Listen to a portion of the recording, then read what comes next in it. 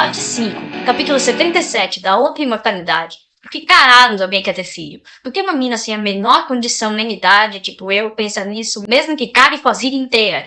Lembro de uma coisa que eu li, dica do idiota do meu professor de história, sobre um tal de Gilgamesh, herói de uma epopeia antiga, sei lá de onde, Mesopotâmia, acho. A porra da história tem mais de 5.000 anos. O herói fodão, pica grossa, sai tipo numa aventura em busca da imortalidade, tentando encontrar uma figura lá que era o único que tinha conseguido um jeito de nunca morrer.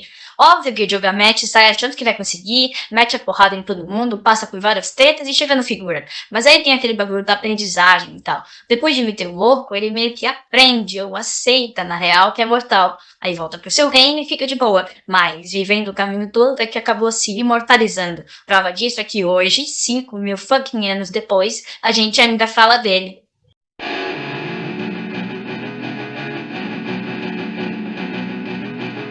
Capítulo 78, da Eternidade. Talvez todos nós sejamos Gilgamesh, todos querendo ser imortais de alguma maneira, fazendo o que estiver ao nosso alcance para isso, escrevendo música como Wesley, pensando na possibilidade de ter um filho, mesmo que vá contra todas as probabilidades de dar certo, acreditando em lugares eternos como eu, ou mesmo apostando todas as fichas no além, como fazia minha mãe, que encontrou, hoje admito, uma solução de compromisso dentro das suas possibilidades existenciais, psicológicas e mesmo físicas. Criar coisas em que o tempo mete os dentes em vão, criar minha pequena imortalidade. Nunca fui humilde o bastante para querer menos que isso.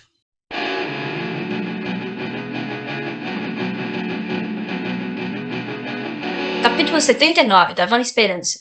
Nessas, quando tô saindo do túnel 9 de julho, na altura daquele chafariz já do lado do centro, para uma van, tipo a uns 10 metros de mim. De repente, pensando em me dar carona. Fico noiaca, óbvio, mas preciso chegar no Armagedon, então de zoeira chama aquela porra de Vana Esperança.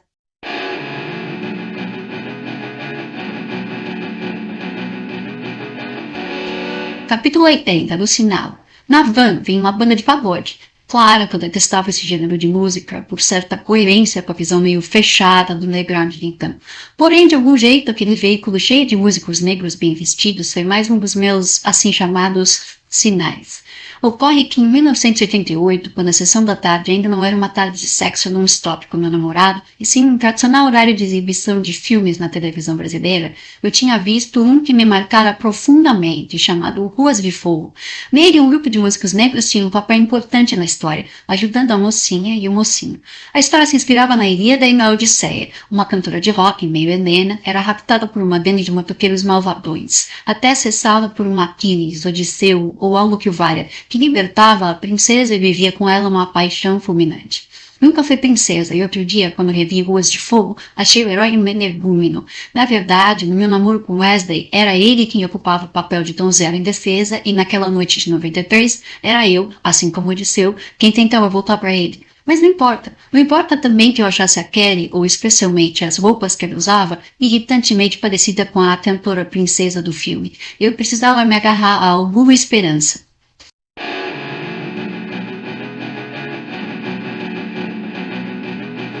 Capítulo 81, do Mal na Caixa de Pandora. Esperança é uma bosta. É o último mal que ficou dentro da Caixa de Pandora. Tô frustrada porque não tenho resposta da porra do teste, tô cansada, com fome, com frio. Daí quando a van estaciona, um mano com um Black Power estiloso sai na frente e fala: Aí, neném, indo pra onde? Normalmente eu só tiraria, mandaria dele, sei lá que porra. Mas o mano é simpático. A pessoa vai responder: do centro. A gente vai aqui pro Bexiga, pegar um colega e depois tocar num bar. É pra aquele lado. Quer carona? Não sei, mano. Ele até parece legal, mas uma van cheia de homem, tipo, uma ideia bem errada de encarar. Eu imagino, sei lá, numa suruba com um monte de caras querendo entrar por todos os buracos do meu corpo e... O que me assusta não é só a ideia horrível de um estupro coletivo, mas seria rolando ao som de pagode. Vocês tocam o quê? Pagode. Bingo. Fique em silêncio mais um pouco. Vem, quer um doce?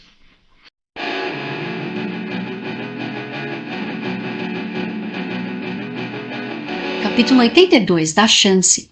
Claro que a primeira coisa que me passa pela cabeça não é que o rapaz esteja realmente me oferecendo um doce, mas se referindo ao próprio pênis. Imediatamente, porém, rio do meu equívoco avaliativo, porque logo o rapaz humilha meu preconceito levantando a mão e mostrando um doce mesmo, no caso, uma barrinha de doce de leite. Lembro da fala do Wesley. Marina, quando você tá desanimada, é fome. Fico com o meu coração amolecido e concluo que vale a pena dar uma chance para a esperança.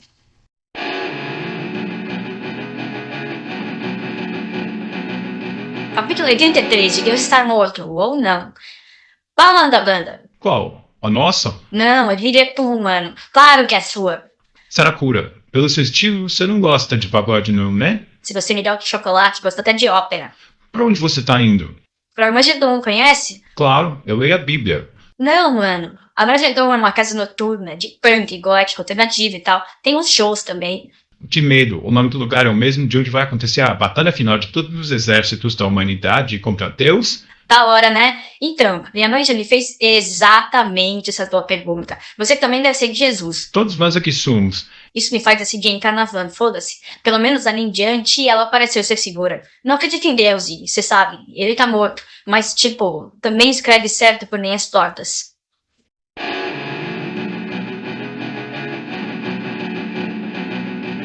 Capítulo 84, dos menos legais de Jesus. Os músicos da Saracura são mesmo evangélicos e desconcertantemente simpáticos. O rapaz do Black Power se chama Robson, mas há também o Cláudio, o Aldenilton e o outro que dirige a van, mas está sempre sério e não diz palavra.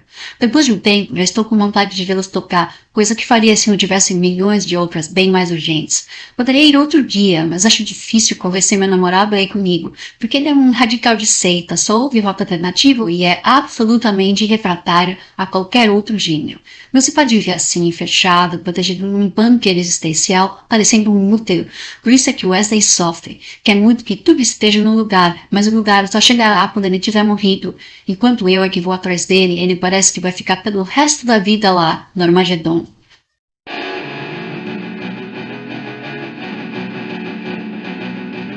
Capítulo 85, do Underground é tudo ao contrário.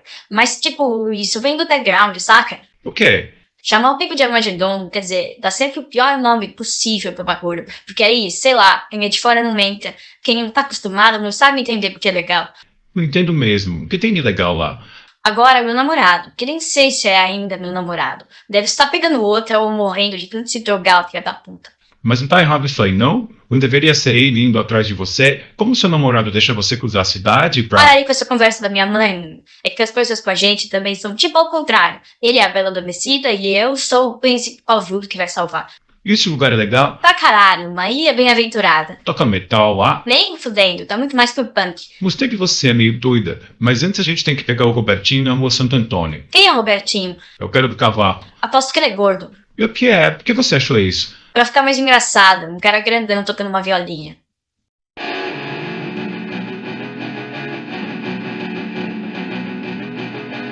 Capítulo 86, da Honda. Nesse momento, a Denilton, que ouvirá minha conversa com Robson, tira da capa um violão de 7 cordas, puxa um bordão na baixaria, as cordas mais graves do instrumento, toca uma introdução e canta, como se estivesse comentando o que escutara. De noite eu rondo a cidade, a te procurar, sem encontrar. No meio de mulheres espio, em todos os bares você não está. Isso me faz rir loucamente, porque me lembra que meu pai amava essa canção. Me recordo da voz grave dele se sustentando, especialmente no Noah de noite. Lembro também no que eu pensava quando, ainda pequena, eu ouvia cantarolando a letra. Que trouxa essa moça que sai atrás do cara de bar em bar, especialmente quando chegava ao trecho bebendo com outras mulheres, rolando um dadinho, jogando bilhar. Percebo que naquele momento sou eu aos 17 anos que faço exatamente o que faz o eu lírico feminino da canção de Vanzolini, que meu eu de 93 jamais imaginaria ser, além de compositor, professor universitário, como um dia eu também seria. Lembro que pouca coisa é necessária para dar conforto. O som da guitarra do Wesley, o som de um violão, sem música a vida seria um erro. A Denilton continua cantando e, ao final, o Robson faz uma linda segunda voz para fechar a letra. E neste dia, então, vai dar na primeira edição, cena de sangue num bar da Avenida São João.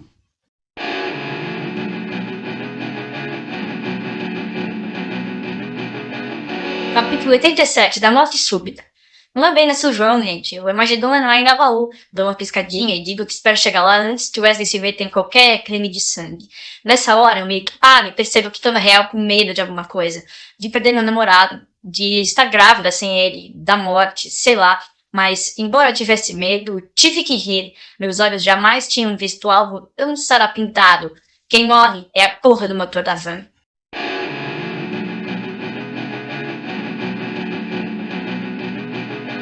Capítulo 88 da morte imprevista.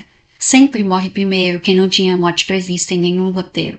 Entendo que a van morreu quando o motorista manobra na banguela para estacionar, manda todos nós descermos, abre a tampa do motor e, assim que Robson pergunta o que tinha acontecido, responde: "Porra, se eu soubesse já tinha consertado, Robinho." Continuo a rir comigo mesmo. Parece haver alguma coisa me impedindo de chegar. Alguém, talvez Poseidon, aquele ressentido, procura alguma pichação, algum sinal, alguma coisa que indique por perto um lugar eterno para me ajudar a pensar, me teletransportar, me dar alguma outra perspectiva, mas não encontro. Os lugares eternos aparecem não quando eu tenho vontade de que apareçam, mas quando eles mesmos se deixam à mostra. Começo, deixando a cabeça à deriva e meio sem perceber, a buscar na memória alguma coisa que eu tenha feito para provocar a ira do Deus, Poseidon ou algum outro. Fraquejo, quem busca facilmente se perde. Todo isolamento é culpa, assim fala o rebanho, e durante muito tempo pertenceste ao rebanho. A voz do rebanho ainda ressoará dentro de ti, e quando disseres, já não tenho a mesma consciência que vós, isso será um lamento e uma dor. Penso na minha petulância, quase me arrependendo. Nessa altura da vida, eu já sei que sou tão irritantemente arrogante quanto Odisseu, uma espaçosa, como diz minha mãe, ou uma centroavante oportunista, como diz meu pai. Lembro-me do quanto mamãe sempre me fala para respeitar o espaço dos outros, enquanto papai sugere que eu cave o espaço que é meu. Mas não acredito ser só pela minha suposta autossuficiência que estou sendo atrapalhada. Pelo contrário, sei do quanto ela é capaz de me salvar. O que me resta é, um pouco de verdade e um pouco teatralmente, perguntar.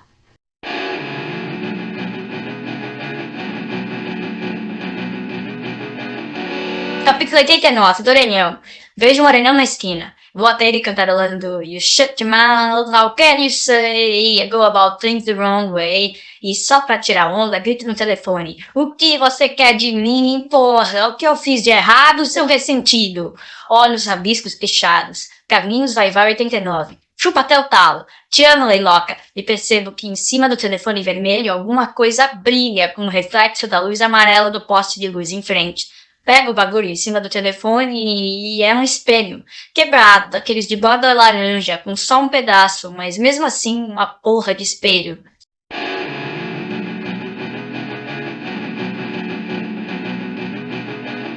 Capítulo 90 de Poseidon. Na Odisseia, Poseidon atrapalha o retorno de Odisseu a Ítaca por conta da prepotência do herói, sendo esse o meu raciocínio desesperado de então. Alguém ou alguma coisa estaria por trás daquilo tudo.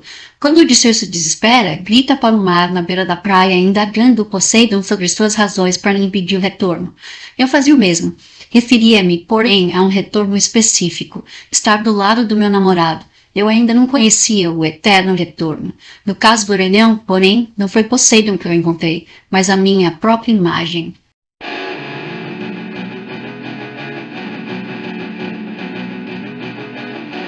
Capítulo 91 do Espelho. "Oh, Marina", disse ele, "olha-te no espelho." Ao olhar o espelho, porém, soltei um grito e meu coração se abalou, pois não foi a mim que vi nele, e sim a careta e o riso galhofeiro de um demônio.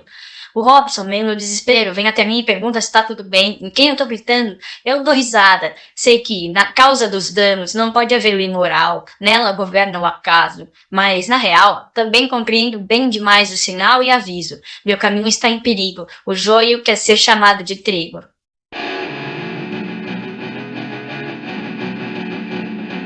Capítulo 92 da culpa. Não muita, mas alguma. Talvez o algo ou alguém atravancando meu caminho fosse a culpa me rondando, porque mesmo que eu não admitisse, às vezes a pressentia correndo subterraneamente em mim, aparecendo para dar as caras em momentos de fragilidade. Culpa é uma autopunição, um castigo, um querer para trás. Ato nenhum pode ser destruído, como poderia ser desfeito pelo castigo, mas a culpa é uma forma de castigo que tem artimanhas específicas para agir, incide pelas beiradas. É minha chave moral, ou melhor ainda, amoral, além do bem e do mal. Mas ninguém supera totalmente a infância, como se tivesse batido a cabeça e ganhado uma amnésia seletiva com a capacidade de apagar a moral castradora. Havia anos eu tinha saído da igreja de São Benedito das Vitórias, mas São Benedito das Vitórias, hoje sei, não tinha saído totalmente de mim.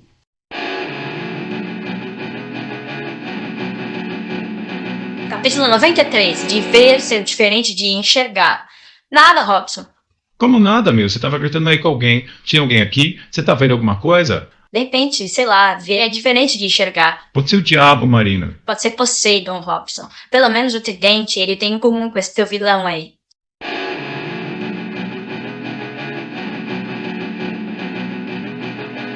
Capítulo 94, da luxúria. Subjacente a toda a minha autoafirmação empoderada, talvez eu purgasse meus roubos, meus eventuais poucos baseados, minhas cachaças e, sobretudo, o que eu poeticamente chamava de trepar no pelo. Já disse que eu e Wesley fomos crianças dos anos 80, e que ninguém mais do que as crianças dos anos 80 foram bombardeadas por campanhas que atrelavam sexo sem preservativo a uma sentença de morte. Só que como eu era especialista em querer o proibido, isso fazia com que algumas vezes eu não só pedisse pro Wesley para transar no sem camisinha, como também implorasse para ele gozar dentro de mim. Meia culpa, meia máxima culpa. Para mim, mais perigo era igual mais tesão, e tesão não tinha freio. Acontecia então um mecanismo curioso dentro das minhas entranhas. Eu tinha a consciência da moral que, pros outros, faria meus atos serem condenados. Também achava que, em relação à minha própria consciência, eu era uma espécie de Ubermensch fêmea imune à moral de rebanho.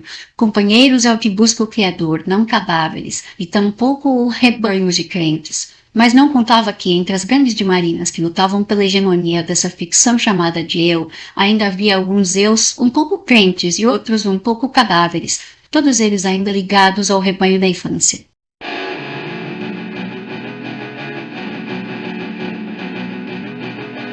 Capítulo 95 da minha Bíblia. Marina, o motor funcionou. Lento demais. Para mim, corre todo o discurso.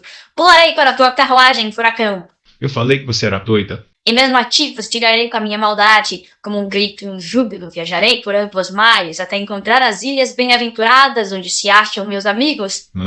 Como amo agora todo aquele a quem puder falar. Também são parte da minha aventura. Eu te amo, Robson. Mas você tem namorado. Não como namorado, imbecil, como um bem-aventurança. Essas coisas que você fala aí não são da Bíblia, porque eu conheço as escrituras, mas são de algum livro sagrado. O mais sagrado dos livros, irmão. Abro a mochila e mostro para ele a minha cópia velha e rabiscada de Assim Falou Zaratustra. Conversando, vamos subindo na van e seguimos caminho para a casa do tal Robertinho.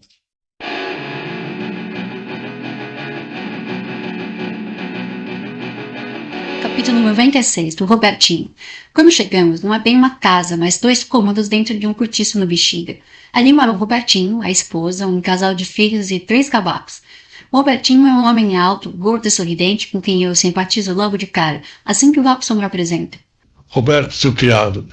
Aí, Roberto, parabéns. Posso falar um pouco dessa tua alegria aí, mano? Pode pegar quanto quiser, menina. Tô curtindo muito a mansão e a família. 27 meses no spa. Porra, o spa não funcionou não, olha essa barriga.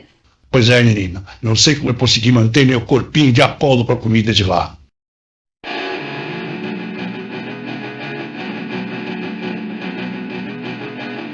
Capítulo 97, do Nó na Cabeça. Por que você foi pro spa? O médico mandou? O médico lá do fora da Barra Funda. O que ele te mandou pra lá? Vender bala pra criança. Eu entendo que essa merda significa tráfico. Só que na sequência, o Robertinho fala que na cadeia descobriu a religião e tal, e que agora tá reconstruindo a própria vida. Que tá trabalhando de dia, tocando à noite, e que quer cuidar dos 3 filhos, porque nessa já emenda a informação de que a esposa tá grávida do 3º. Isso dá um caralho de nó na minha cabeça. Lembro que talvez eu tenha alguém na minha barriga. Fico com raiva dos ideais ascéticos, que são tipo a grande arma dos desgraçados no combate à dor e ao tédio. Quer dizer, a porra da igreja. Mas aí, será que não é meio zoado esse meu ódio fudido contra a religião? Será que essa porra de reza e tal, meio que não tem função às vezes, nem que seja tipo um analgésico quando não dá pra aguentar mais?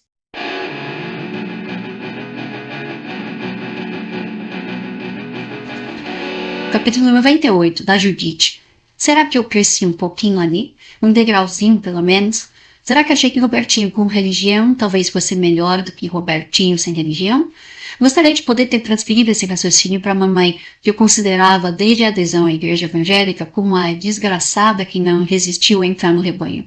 Porque a gente pode querer muita coisa aos 17, pode até saber outras tantas, mas havia muitas das quais eu não tinha a menor ideia. Eu não sabia, por exemplo, que a minha estadia de um semestre com a vovó em Juazeiro, quando eu tinha 10 anos, se dera por 2 motivos. Primeiro, meu pai ter voltado a frequentar a casa das minhas irmãs, que, camaramente, parecia antes nem lembrar que existiam. Ou melhor, ter voltado a frequentar a cama da mãe das minhas irmãs. Foi um baque tremendo para a mamãe. Segundo que, como desgraça pouco é bobagem, isso foi acompanhado por um tumor no útero de Judite que a fez definhar por quimioterapia, radioterapia, cirurgia e, a certa altura, 3 semanas à beira da morte na UTI.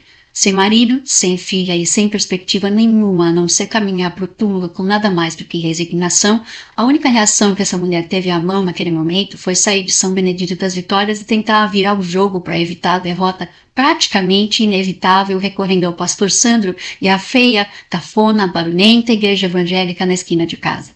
Terá sido sinal de fraqueza? Desde que eu descobri meu mentor bigodudo, achava que, para os fisiologicamente deformados e desgraçados da maioria dos mortais, a religião era uma tentativa de ver-se como bons demais para este mundo. E que era normal que minha mãe fosse resignada, passiva, quase uma santa, porque um meio ainda mais apreciado na luta contra a depressão é a prescrição de uma pequena alegria que seja de fácil obtenção e possa ser tornada regra. A forma mais frequente em que a alegria é assim prescrita como meio de cura é a alegria de causar alegria, ao fazer benefício, presentear, aliviar, ajudar, convencer, consolar, louvar, distinguir. Mas ali, na casa do Robertinho, ouvindo a história dele, que, guardadas as devidas proporções e temas, lembrava aquela que anos depois eu viria a saber ser também a da minha mãe, eu passei a pensar se não acontecia que, no fundo, ao prescrever amor ao próximo, o sacerdote ascético prescreve uma estimulação, embora em dosagem prudente, do impulso mais forte e mais afirmador da vida, da vontade de poder. Isso era, de algum jeito, uma pontinha de ineditismo na minha percepção brucutu adolescente. Não ainda em relação à mamãe, infelizmente, mas alguma mudança talvez tenha começado ali.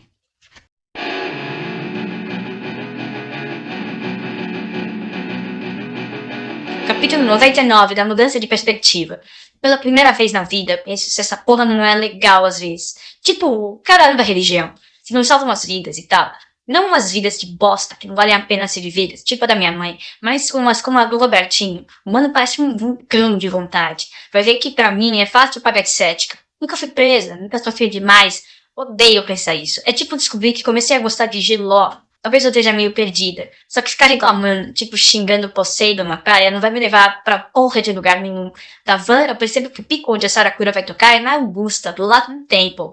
Aí eu lembro que a Carol falou que ia estar lá num show dos Mickey Junkies.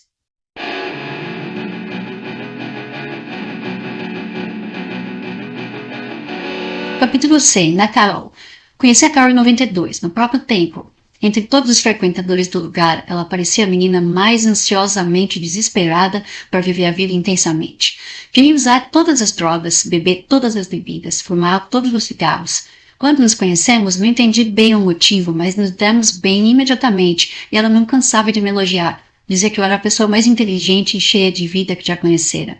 Carol morava no extremo oposto da cidade em comparação a mim, o lado mais rico, claro. E, curiosamente, o mundo idílico em que vivia se ressentia até do conceito mais básico para jovens e adolescentes, o de gerações. Seus pais eram ateus militantes de esquerda. O pai era ex-preso político, ficara 6 meses encarcerado durante a ditadura, tendo sido torturado, como de praxe, antes de sair do país. Foi durante o exílio dos pais na França, inclusive, que minha amiga nasceu. Já sua mãe era uma ativa feminista da segunda onda. Carol também tinha, na escola em que estudara no Vale Encantado do Rio Pinheiros, como chamava, todo mundo parecido com ela. Todos os professores amando a escola de Frankfurt e todos os colegas sendo estranhamente parecidos com os próprios pais.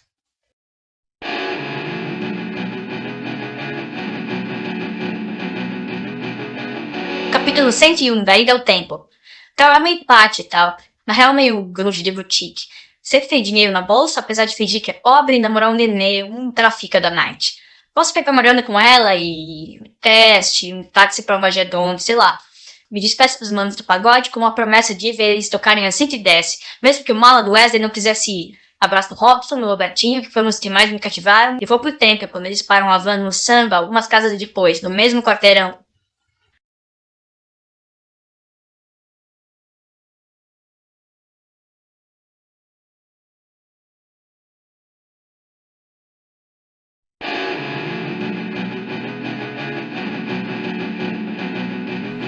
Capítulo 102, da juventude dos meus pais.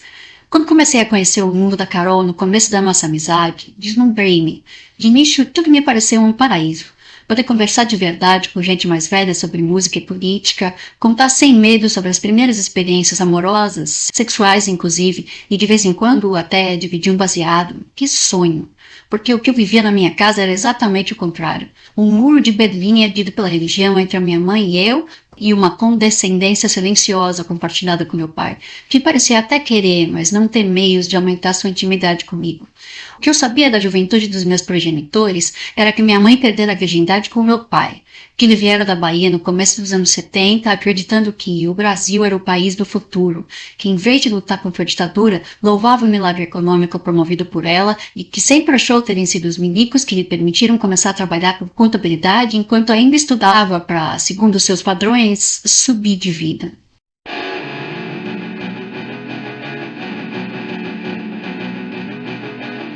Capítulo 103 do Temple. Chego no Temple, que é um pico tipo Armagedon, só que menor e mais limpinho. Ficou famoso no começo desse ano, quando o Kurt Cobain veio aqui depois do pior show do Nirvana de todos os tempos. Ele tinha um ataque epilético se jogando no chão toda vez que o DJ colocava Sonics. A Carol prefere o Temple ao Armagedon porque, sabe, né, riquinha da ZO.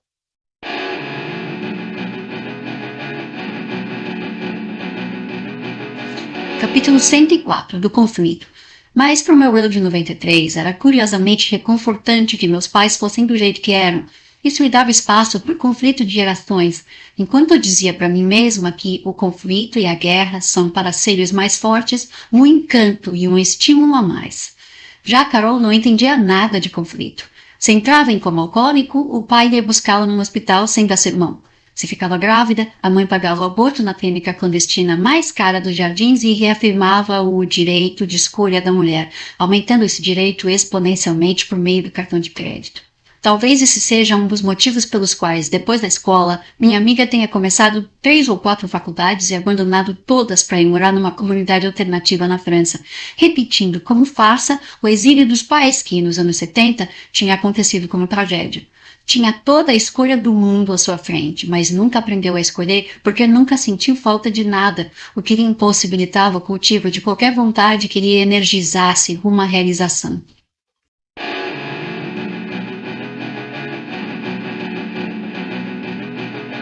Capítulo 105 da Porta do Templo. O Pico tá lá na porta do templo, como sempre. É o dono do lugar, ou o segurança, ou as duas coisas, e parece que sempre tá lá, na mesma posição, naquela porta, na chuva ou no seco, toda semana. Ele sorri pra mim, abre a entrada sem me dar comanda ou perguntar nada. Eu fico feliz, porque tudo que eu preciso nessa porra de noite é isso. Sorriso e portas abertas.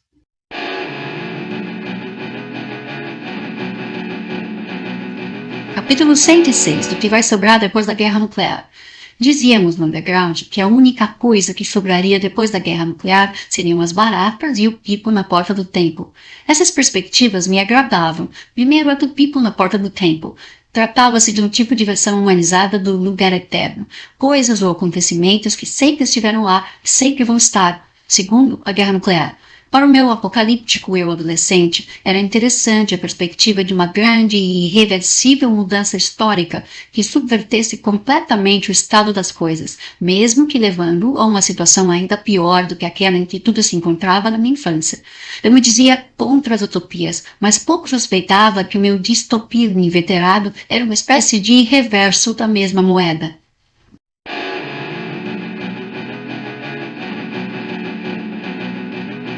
Capítulo 107 do Não Rolar Guerra Nuclear. Mas não tem mais muita chance de que ainda role guerra nuclear. A guerra seria acabou, o país mais mané ganhou e ponto.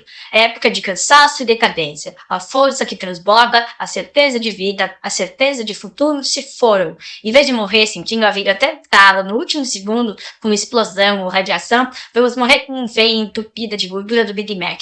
Sei lá, talvez uma guerra nuclear fosse mais digna.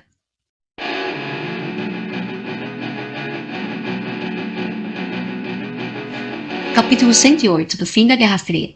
Passei minha infância inteira esperando a bomba atômica. Aos 9 anos, vi na TV uma menina dark, que era como chamavam os góticos no Brasil em 1985, sendo entrevistada numa reportagem sobre tribos urbanas, nome cafona, dizendo que se vestia de preto, fazia festa em cemitério e só saía à noite porque estava se preparando para o dia seguinte à guerra nuclear. Ainda criança, eu achava emocionante a perspectiva de que o mundo fosse acabar em 5 minutos para dar a cada coisa a possibilidade saborosa de ser a última. Porém, com o grande final não vindo, o que veio no lugar foi uma atmosfera de declínio análoga a que Nietzsche via no cristianismo e no budismo. Na falta da força destrutiva criadora da luta, o que nos sobrava era um elogio covarde à globalização e, enfim, a chegada ao niilismo. Além disso, na infância, eu torcia a vera pela União Soviética. Quanto mais o cinema americano pintava os russos como malvados, mais legais eles me pareciam.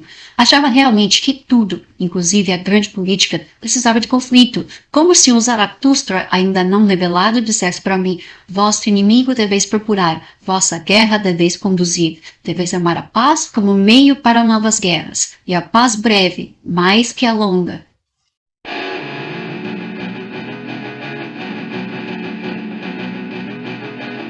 Capítulo 109, dos Mickey Junkies. Beijo do Tempo tá terminando um show do Mickey Junkies. No palco, tá lá o Carneiro balançando os dreads. É o vocalista, um cara alto, lindo, que eu pegaria, mas não vou pegar, porque, você sabe, Wesley, peste, e não só isso. É que eu já tive como fala minha mãe?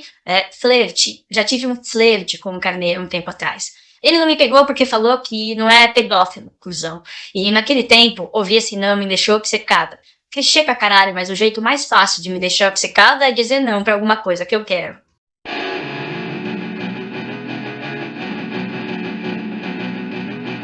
Capítulo 110 das Guerras Particulares. Anos depois do fim da Guerra Fria e mesmo naquela noite de 1993, achei, na Faculdade de Filosofia, meios de encontrar minhas guerras particulares. Cheguei, por exemplo, a espancar uma menina, a mais hippie de todas, claro, no Bosque dos Maconheiros. Quase fui expulsa da universidade porque cuspi em uma professora no 2º ano e corri sério risco de ser banida sem retorno quando um professor tarado de filosofia medieval me assediou e depois retaliou ao ser denunciado. Só me salvei porque passei a ser querida pelo povo do centro acadêmico, mesmo sem saber como, mesmo sem saber porquê, já que sempre xingava e entrava lá para ficar bêbada de graça atacando o isopor de cerveja. O que na época eu não imaginava é que, a guerra nuclear não vindo, o terror viria de outros lados nas décadas seguintes. Em 2016, por exemplo, quando estive grávida do meu 2º filho, foi uma doença transmitida por mosquitos que, se atingisse gestantes, deixava os bebês com microcefalia. Em 2020, foi um vírus novo que matou milhões de pessoas. O aquecimento global fica cada vez mais nítido e tudo isso foi não só assustando, mas, paradoxalmente, animando todos os colegas professores à minha volta.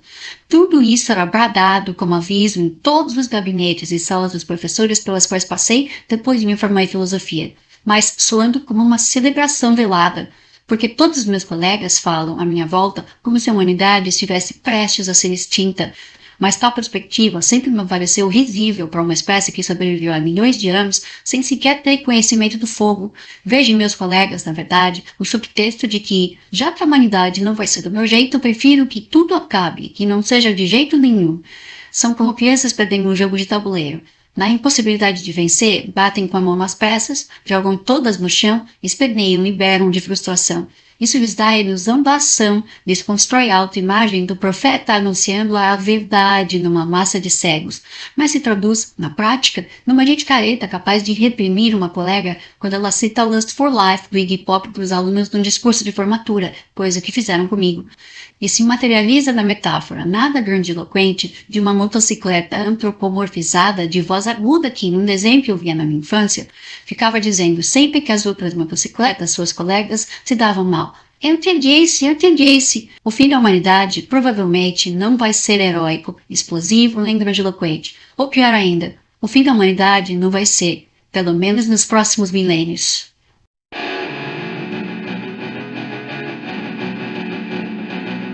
Capítulo 111, do capitalismo que venceu a Guerra Fria.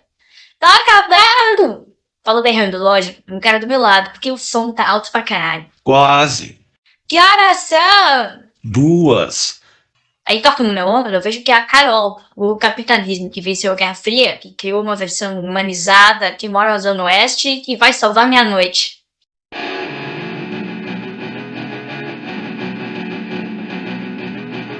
Capítulo 112 da conversa com a Carol. Carol está na frente do palco e eu quase fico com ciúme dela babando no carneiro, mas é pra mim que ele retribui uma piscadinha quando eu chego perto. O que você tá fazendo aqui? Ela diz alto bastante para chegar no meu ouvido e encobrir a performance do guitarrista japonês do Mickey James. Vim te pedir dinheiro emprestado. Por quê? Tá tudo bem. Cadê o Wesley? Deve estar no Armagedon no show do Peanuts. Eu e a Cíntia vamos pra lá quando acabar esse show aqui. Quer carona? Não, só quero os trocados mesmo. Tem que fazer uma coisa e depois vou pra lá. Se você quer ficar bem louco, avisa que o neném me deu uma lição. Não, valeu. É difícil de explicar, prometo que te conto depois. Pera! Ela é curiosa demais. Me puxa para um canto com menos barulho e acende um cigarro.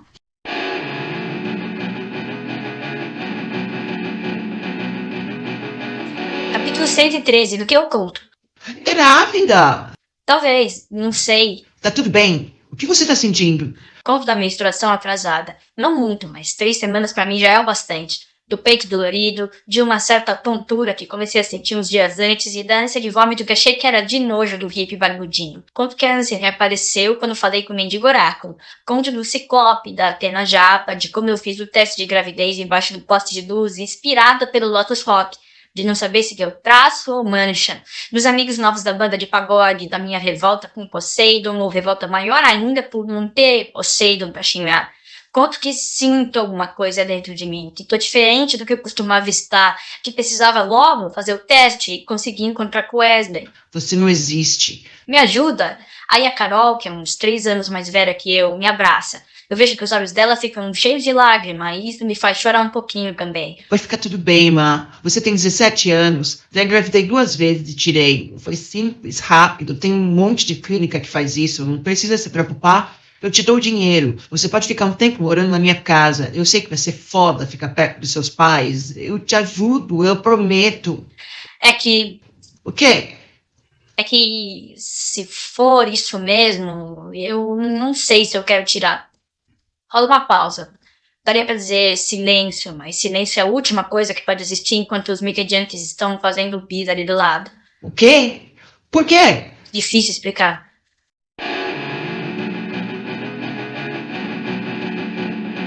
Capítulo 114, da impossibilidade de compreender.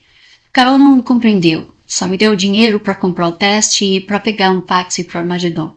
E, efetivamente, ela não tinha a menor condição de digerir a minha posição. Talvez ninguém além de mim, desde que contasse com mais de 2 neurônios na cabeça e não fosse um fanático religioso anti-aborto, conseguisse compreender algo.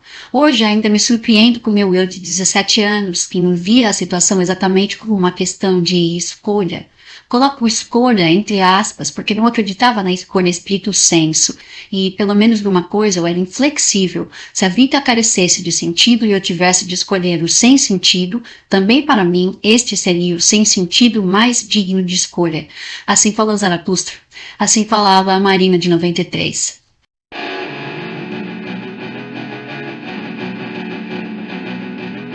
Capítulo 115, da impossibilidade de escolher. Eu já disse, não existe livre-arbítrio, mano. Antes de você ter consciência que escolheu alguma coisa, o caralho das suas entranhas já escolheram pra você. A gente não escolhe com a cabeça, a gente escolhe com o estômago, o fígado, o intestino. O entendimento mais livre e mais refinado não basta para escolher entre 2 coisas de modo que a vantagem maior esteja necessariamente na sua escolha. Nesses casos, se escolhe porque é preciso escolher.